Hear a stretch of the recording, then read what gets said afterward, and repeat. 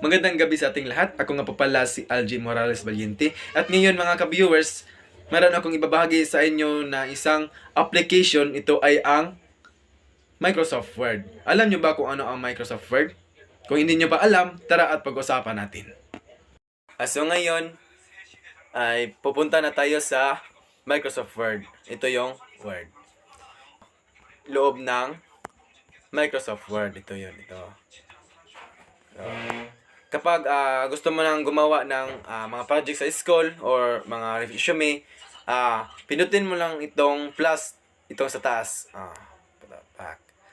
At marami dito yung mga pagpipilian mo ng mga disenyo. Nandito na ang blank document, welcome to Word, take notes, make a list, write a journal, create a